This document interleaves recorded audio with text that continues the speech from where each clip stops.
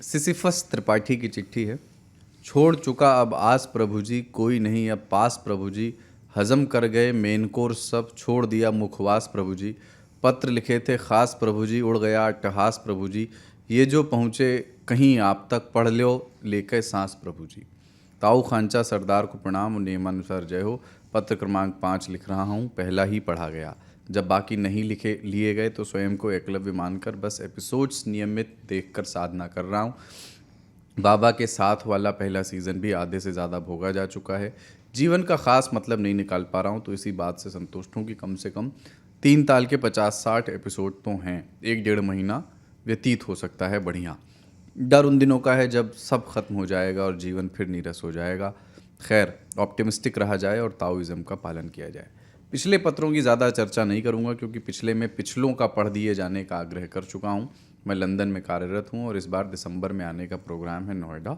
मूलतः नोएडा निवासी ही हूं। आप तीनों से मिलने का प्रयोजन अगर बन पाए तो मेरे भारत दौरे पर 3 चांद लग जाएंगे। प्रोड्यूसर साहब से आग्रह है कि जिस दिन भी ताऊ 3 ताल के शूट पर आए मुझे बता दें, जिससे मैं सेक्टर 22 से स्कूटी उठाऊं और लपक पड़ूं इंडिया टुडे के दफ्तर। सरदार मेरे फेसबुक पर मित्र हैं, क्या उन्हें मैसेज कर सकता हूं या फिर अपने कुछ दोस्त जो ललन टॉप में कार्यरत हैं उनसे सिफारिश लगवाऊं। पत्र लंबा लिखने के बाद ये बोलना ज़रूरी है कि पत्र को लंबा न करते हुए अपनी बात को यहीं विराम दूंगा। एक बार और कहना चाहूँगा कि अब जब खांचा का हंसता हुआ चेहरा देखता हूँ, ये मालूम पड़ता है कि जीवन में खुश रहना एक चुनाव है और कितना आवश्यक है। लव यू चा। 3 ताल सदा के लिए चलता रहे, आप सब खुश रहें, यही कामना। जय हो आपका अपना अंधे की लाठी सिसिफस त्रिपाठी। भाई सिसिफस, लगे रहो यार। खांचा के जीवन के सिद्धांतों के अनुसार ही खुश रहना एक चुनाव है, मगर ईवीएम खराब है। यही वाली दिक्कत है। पर आप 22 से आ जाओ और 16A। 22 तो यही है, थोड़ा गाँव धोरे। स्कूटी से मत आइएगा, नोएडा रिस्की हो गया थोड़ा सा। नहीं नहीं, जो आदमी 22 से 16A बस लेके अपनी गाड़ी से कार से आए, शर्म की बात है। स्कूटी से ही आना। और सिफारिश जो है लगवाने की जरूरत नहीं है। हाँ बिल्कुल, आप आइए। हम सिफारिश पे यहाँ पे 3 ताल में कुछ काम नहीं होता है। बिल्कुल, हमारा घूस का रेट तय हो चुका है, आज आगे बताएंगे। विभा की चिट्ठी।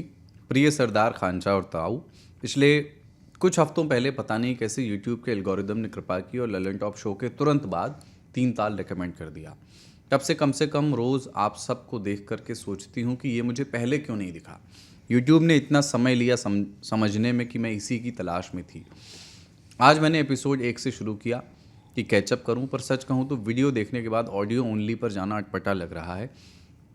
आदत सी हो गई है गमछे में ताऊ और बीच बीच में स्नैक्स खाते हुए खांचा के साथ सरदार को मुस्कुराकर दोनों की तरफ देखते हुए बातें देखने की। खांचा की कहानियाँ बहुत विजुअल होती हैं। मैं शेर खान भी देखने लगी हूँ। आपने मेरे अंदर के सोए हुए जंगल प्रेमी को पुनः जगा दिया, इसके लिए आभार। बच्चों को इस बार की इंडिया ट्रिप में मंदिरों के अलावा किसी टाइगर रिजर्व ले जाने का सोचा है। यहाँ शेर होते नहीं और उनकी शिकायत की हर बार किसी मंदिर में नंगे पैर चलवाते हैं, वो शायद एक्साइटमेंट में बदल जाए। मंदिर में नंगे पहुंचे। ताऊ के अनायास ही कहे हुए विचार सोच को एक नई दिशा के लिए गुदगुदा जाते हैं। मैंने न जाने कितने मित्रों और परिवारजनों को आपके विचार रिले किए हैं कि आप बस आप ही बने रहें और बातें वापस न लिया करें। आप अपनी स्वाधीनता को कैसे मना रहे हैं 3 ताल के अतिरिक्त। सरदार की चिट्ठियां पढ़ने की कला अद्वितीय सुकून का अनुभव देती है और साथ ही जब बातें हर दिशा में जा रही हों तो उनका सहजता से समेटकर एजेंडा पर लौट आना हमें मुस्कुराते हुए सुनते रहने पर टिका करके रखता है। वैसे मुझे ये भी बहुत अच्छा लगता है कि कई बार एजेंडा की बात 1 घंटे के बाद होती है। कुल मिलाकर आप तीनों हमारी प्रवासी दुनिया को ऐसे आयाम में ले जाते हैं जिसको हम देश यात्रा की छमाही में स्वयं अपने गांव जाकर के मिस कर जाते हैं। वो भारत जो कहीं तो है पर अब वहाँ नहीं जहाँ हम पले बढ़े। बचपन की दुनिया बहुत सुंदर थी, उसे पुनः याद दिलाने के लिए सहृदयी आभार। विभा। बहुत बहुत शुक्रिया विभा, बहुत खूबसूरत लिखी है आपने। विभा ने कहाँ से लिखी है ये नहीं लिखा है, अगली बार आप लिखिएगा तो बताइएगा। मैं वो हमेशा वो एक कविता थी वीति विभावरी जागरी, तो मुझे उसमें एक ही चलक, तो कहीं मिसप्लेस हो गया वर्ड, होना चाहिए बीती वरी विभा जागरी। वो वैसे बीती विवाह वरी जागरी भी हो सकता है। हाँ, थैंक यू सो मच। लिखती रहिए। सोमेश की चिट्ठी है। तालियों को ताल सलाम। ये अच्छा है यार, दाल सलाम बढ़िया। ताल सलाम। जय हो, मैं विदिशा मप्र से हूँ, मध्य प्रदेश। कहा जाता है कि मप्र हर जगह एवरेज है और मप्र में भी सब कुछ एवरेज है। उसमें भी विदिशा अपनी अलग पहचान बनाए हुए है। हमारे यहाँ बात बात में कहा जाता है कि विदिशा का अर्थ है बेदिशा।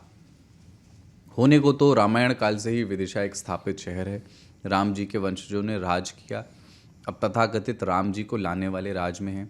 विदिशा सम्राट अशोक की ससुराल भी रही। विदिशा ने नए संसद भवन को भी नक्शा दिया। विदिशा का विजय मंदिर को कॉपी करके नए संसद भवन की डिज़ाइन तैयार हुई। विश्व प्रसिद्ध सांची का स्तूप भी विदिशा से 7 किलोमीटर पर है। बस विदिशा में नहीं है, विदिशा ना तो पड़ोसी ज़िले सागर की तरह बुंदेलखंड में आता है और ना ही भोपाल की तरह मालवा में। विदिशा की बोली भी कुछ कुछ बुंदेली जैसी है, लेकिन वो बुंदेली का हिस्सा नहीं है। विदिशा में भी शरबती गेहूं की पैदावार होती है, लेकिन तमगा केवल सीहोर को मिला है।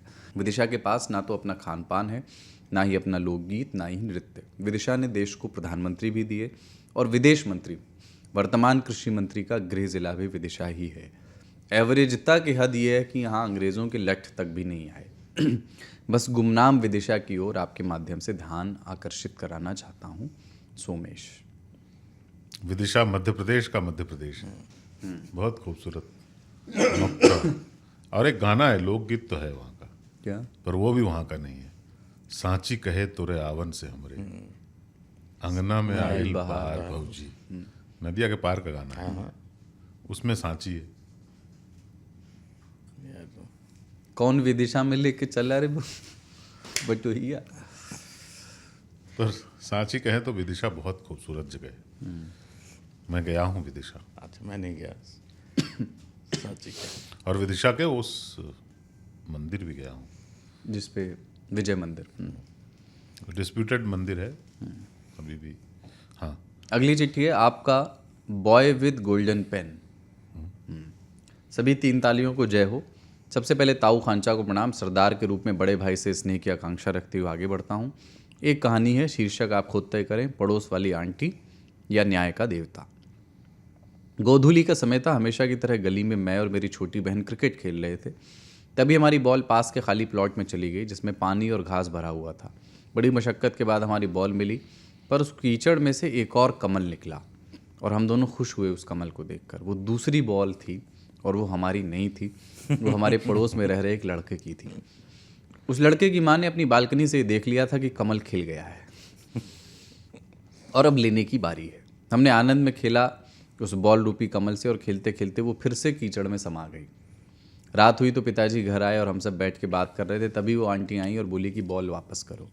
पहले तो मैंने और मेरी बहन ने एक दूसरे को देखा, तब तक हमारी मम्मी ने पूछ दिया कि कौन सी बॉल। इसके जवाब में वो आंटी बोली कि वही जिससे आपके बच्चे आज खेल रहे थे। ये सब अभी तक हमारी मम्मी को पता नहीं था, तो मम्मी बोली ये तो अपनी बॉल से खेल रही थी। इतने में आंटी ने सब उगल दिया। ये सब सुन के पिताजी बोले कि वापस करो उनकी बॉल। हम अपनी तरफ से दलील दे रहे थे कि हमने नहीं ली, उसमें ही वापस चली गई, लेकिन उस टाइम तक न्याय की देवी की आंख पर भी पट्टी थी और सबूत चाहिए था जो हमारे पास था नहीं। फिर क्या था, पिताजी बने न्याय के देवता और हम ठहरे आम आदमी। तो मैं भाग गया, पर मेरी बहन वहीं रह गई। फिर इस देवता रूपी पिताजी ने हमारे और हमारे शरीर के साथ न्याय नहीं किया और याद दिलाया बचपन का ज्ञान कि कभी किसी का सामान नहीं लेते, और अगर तुम वहाँ होते ही नहीं तो कोई घर पे फरियाद करने नहीं आता। अंत में एक सजेशन या रिक्वेस्ट, लेटर ज़्यादा आ रहे हैं तो हम हफ्ते में एक बार हर एपिसोड का एक मिनी वर्जन रखते हैं। जैसे अगर एपिसोड 76 है तो 76.1, जो कि लाइव आकर के आप लोग जब फ्री टाइम हो तो वो बचे हुए लेटर्स को डिस्कस कर सकते हैं। मेरा ये मानना है कि हम लेटर्स से दूसरों के पॉइंट ऑफ व्यू को भी समझ और देख पाते हैं। 7x7 के हॉस्टल के कमरे से आपका boy with golden pen. What a letter, what a suggestion. Suggestion अच्छा है कि आप 76 नंबर एपिसोड करो और 76.1 करो, है ना। बस ये कि ताऊ अब सिर्फ इसी 3 ताल के शूट के लिए, रिकॉर्डिंग के लिए एक दिन आते हैं। अब ताऊ जहाँ हमारा दफ्तर है थोड़ा सा दूर रहते हैं वहाँ से, तो उनको एक और दिन आना पड़ेगा। पता नहीं वो नहीं उसी दिन करना पड़ेगा ये सब। उसी दिन आप रिलीज अलग अलग करें, बिल्कुल। एक कंप्लीट एपिसोड, एक 0.1, तो 1+ एंड 1+ बोनस एपिसोड टाइप। हाँ, 1+ नॉड। ठीक है, इस पे कंसिडर करेंगे इसको। आशुतोष मिश्र की चिट्ठी है टेक्सास से। 3 ताल के ताऊ सरदार खांचा जो भी हों, तीसरे 3 ताली है, उनको भी नमस्कार, जय हो। 1 महीने में 50 एपिसोड निपटा दिए हैं। जन्मस्थली मेरी प्रयागराज है, पढ़ाई लिखाई रांची और बिहार के अन्य स्थानों पर हुई, तो भाषा के लिहाज से मेरे लिए ये सुखद अनुभूति और यादों को जी लेने जैसा है। वर्तमान में 2 वर्षों से अमेरिका के टेक्सास में प्रवास है। दिन भर अंग्रेज़ी बोल के जी उबियाई जात है। वैसे तो सभी भाषा का सम्मान है, लेकिन बदकही के जौन मजा और भाव अपनी भाषा में आए वो कई बात अलग है। कहानियाँ तो बहुत दिमाग में आ रही हैं, पर चूंकि मैं इस समय पश्चिम में हूँ तो पश्चिम और पूरब के दुराव पर बात रखना चाहता हूँ। बिहार के लोकगीतों में कलकत्ता की बंगलिनिया सौत से ईर्ष्या हो, या अवध में पूरब के लोगों को हिकारत से देखने का लहजा। यहाँ तक कि एक ही शहर में गंगा इस पार के लोगों का उस पार के लोगों को उस पार का बताना और अपने से कम आंकना विस्मित करता है। सरजू पारीन कान्यकुब्ज। महीन और मोटा। मुझे भी पश्चिमी यूपी में पढ़ाई के दौरान इस हिकारत से 2-4 होना पड़ा। जब समझ बढ़ी तो उसका वैश्विक रूप समझ आया। बात हैरान करने वाली है, पर सच है। इस पे चर्चा करें कि उद्गम क्या रहा होगा इसका। पहली चिट्ठी है मेरी, शामिल होगी तो आगे लिखने का हौसला मिलेगा। खांचा के लिए एक विशेष पुराना स्वरचित शेर। कल ही मिलकर आया था गुफ्तगू करके, इल्म ना था कि वो साजिशों का अरमान रखते हैं।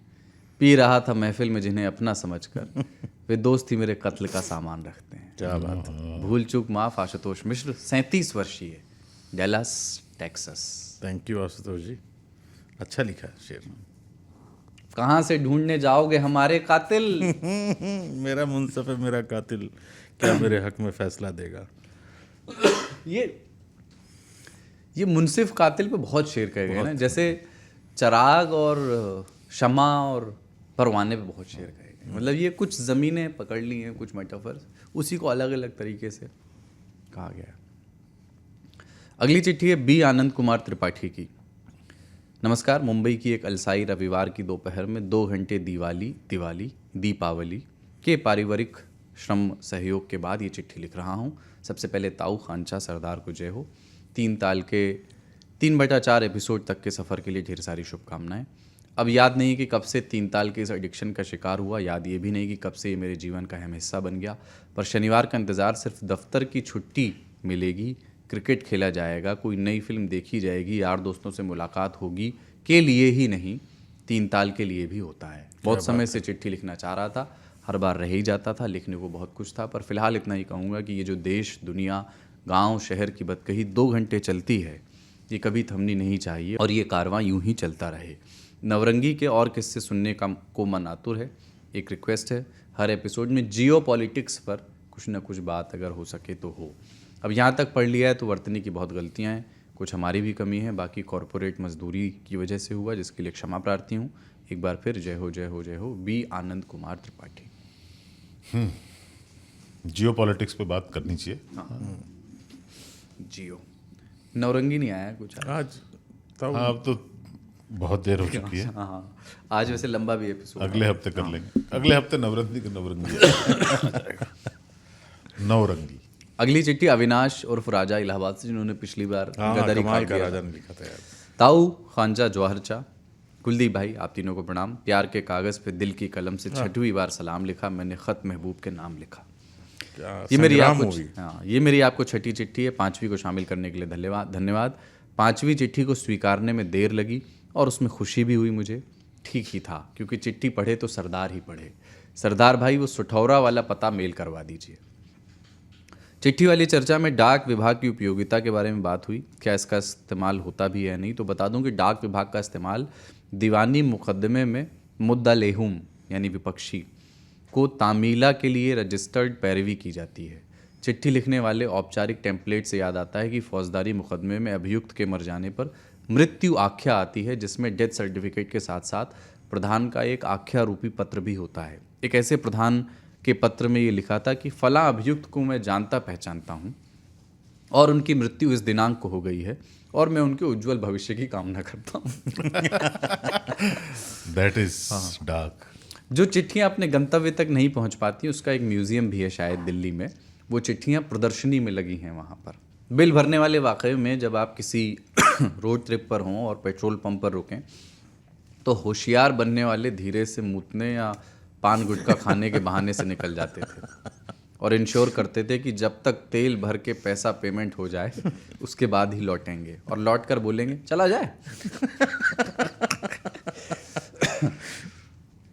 बुढ़ापे के डिस्कशन से याद आता है कि फिल्म दूल्हे राजा में गोविंदा रवीना से कहती है कि तुम्हारी ज़िंदगी में बुढ़ापे की तरह आऊँगा।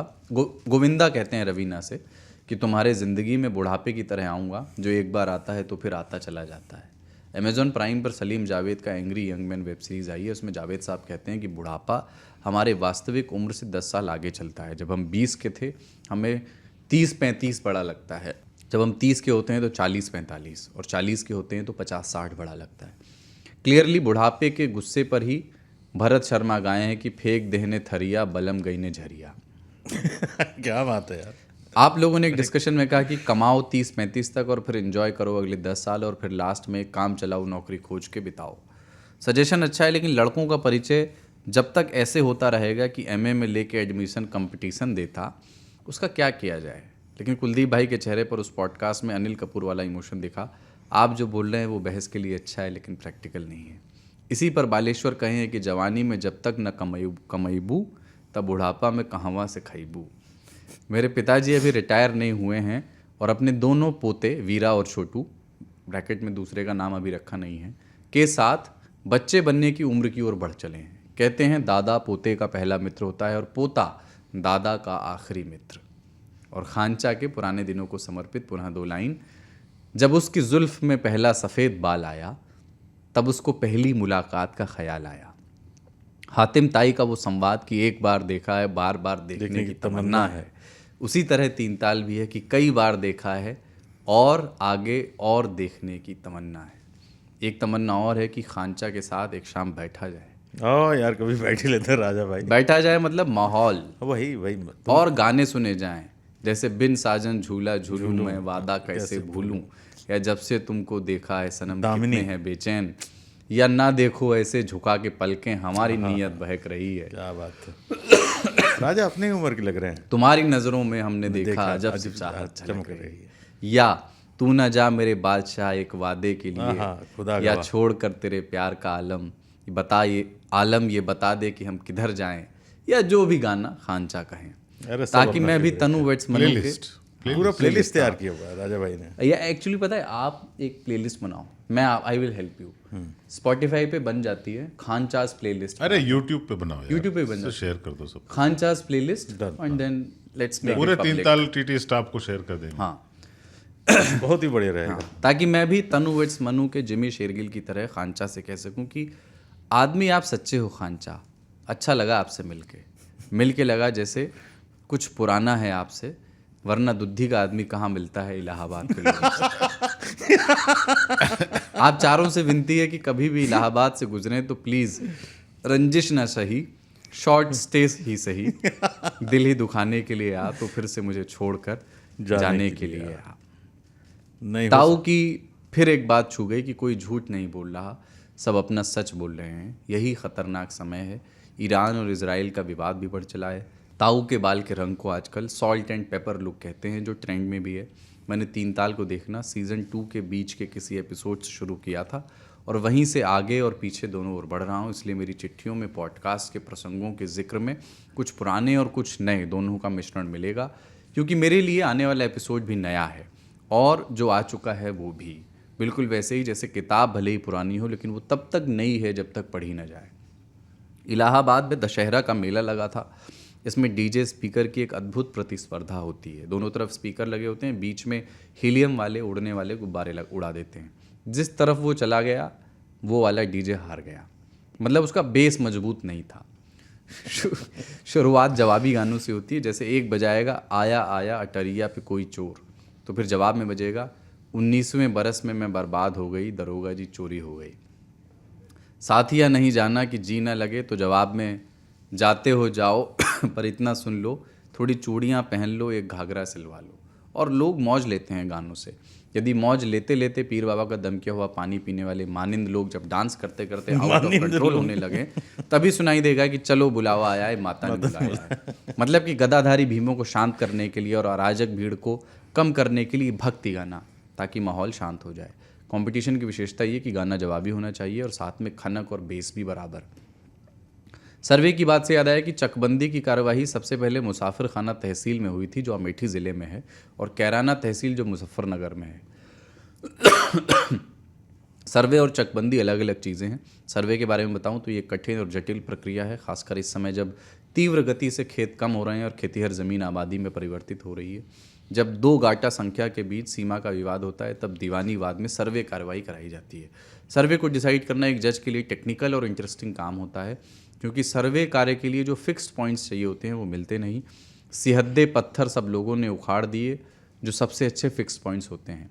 इसके बाद आते हैं चौमेड़ा, जहाँ 4 गाटा संख्या मिलती हो, और उसके बाद तीमेड़ा, जहाँ 3 गाटा संख्या मिलती हो, और 3 जगहों से इमेजिनरी पॉइंट्स लेकर के विवादित अराजी की स्थिति स्पष्ट की जाती है। और जैसे यदि मान लिया जाए कि मैं एक विवादित अराजी हूँ और ये डिसाइड करना हो कि मुझे 3 ताल में कौन ज़्यादा पसंद है, तो हमारे 3 बेहतरीन फिक्स पॉइंट्स होंगे, कुलदीप भाई, खांचा और कमलेश ताऊ, जिसके बीच में मैं एक विवादित अराजी के रूप में हूँ। और मैं सर्वे के पश्चात ग्राम आज तक रेडियो की उद्धरण खतौनी की खाता संख्या 3 ताल की तीनों गाटा संख्याओं यानी ताऊ, खांचा और सरदार भाई तीनों अराजियों में बराबर पाया जाऊंगा, और 3 ताल से मोहब्बत में कोई विवाद नहीं माना जाएगा, क्योंकि विवादित भूमि के समुचित संरक्षण के लिए यही न्यायोचित प्रतीत होता है। क्योंकि 3 ताल के हमारे जीवन में नहीं रहने से अपूरणीय क्षति होने की संभावना है, और स्थायी निषेधाज्ञा न मिलने से वाद दाखिल होने का औचित्य ही समाप्त हो जाएगा। इसलिए मेरी यही तमन्ना है कि हमारे 3 ताल के उपयोग व उपभोग में कोई अवरोध उत्पन्न ना हो। 3 ताल की अगली नियत तारीख तक उभय पक्ष, हम और आप, मोहब्बत की यथास्थिति बनाए रखेंगे। अगली चिट्ठी तक आप तीनों को प्रणाम। अविनाश उर्फ राजा, इलाहाबाद से। जियो मेरे बहुत राजा। सुंदर, बहुत सुंदर, क्या भाई, बहुत बढ़िया है। हर बार ही बहुत ही सुंदर लिखते हैं, और मुझे लगता है इनका ये कुछ सरकारी अनुभव है ना, हाँ, जिस इसी ना, फील्ड के हाँ, लिखते हैं मतलब काफ़ी एक्सपर्टीज के साथ लिखा है इन्होंने। और जो भी हो राजा भाई, मज़ा आ गया।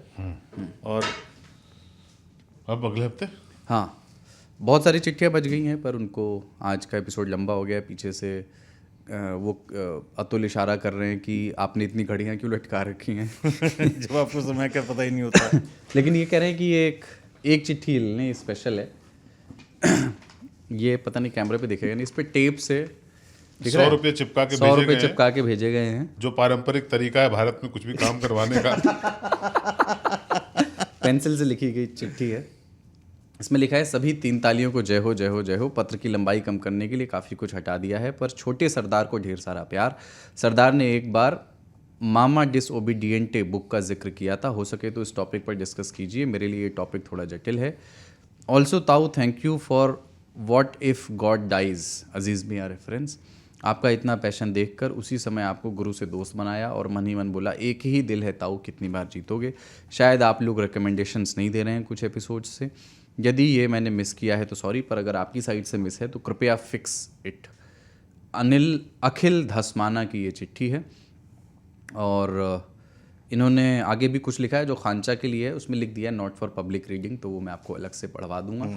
पर ये जो 100 रुपये की सौगात है, ये इसमें इन्होंने मेंशन किया है कि ये 100 रुपये जो आप उगाही करते हैं दिवाली की, आज मैंने कर लिया था उसे 500 रुपये। हाँ, जिसका आपने जिक्र किया था पिछले एपिसोड में, उसमें इनकी ओर से एक छोटी सी भेंट है। क्या बात है यार।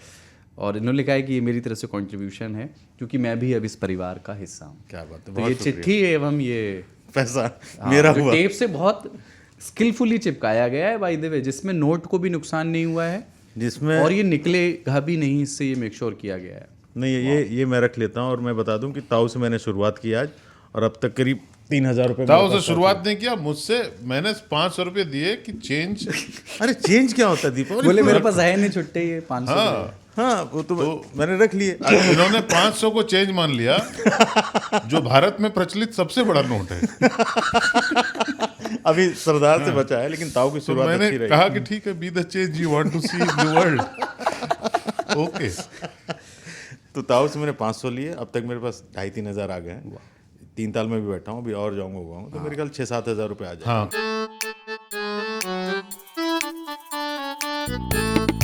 आप इकलौती हैं दुनिया में जिसने ऐसे पहाड़ छुए और ऐसी गहराइयाँ कि आपका नाम Guinness book of world records में है। मेरा 4 कॉन्टिनेंट के हाईएस्ट माउंटेन जोड़ने के वो बाद भी। है। पहाड़ चढ़ने से दुगना कठिन समंदर है। यहाँ आप मिनट में मरते हो, वहाँ आप सेकंड में मरते हो। हाँ, मेरे पास है, मेरा क्लाइंट ऊपर मर गया है, उसका सिलेंडर है, आधा बचा है, चेंज करो। अंजलि कुलकर्णी जी का डेथ होने के बाद बचा हुआ सिलेंडर मुझे कैंप 3 कैंप 4 के बीच जो लाकपा दाई ने चेंज किया वो मुझको मिला था। दाई ने बताया कि एक फ्रेंच क्लाइंबर था, इसकी 2 दिन पहले डेथ हुई है, तो उसके हारने से उसकी डेड बॉडी से तिरछी लगी हुई थी, बैग उसके चेहरे पे रखा हुआ था, उसकी मुंडी तिरछी थी, वैसे लग रहा था कि वो हमें देख रहा है। मरने से पहले कैसा फील होता है, तो हमें पता चल गया था मुझे उन कुछ सेकंड में। ये मौत से पंजा भिड़ाने की जो जिजीविषा है ये कहाँ से आई, मतलब क्यों आपको शौक है कि किसी दिन कोई करतब करते हुए जान चली जाए?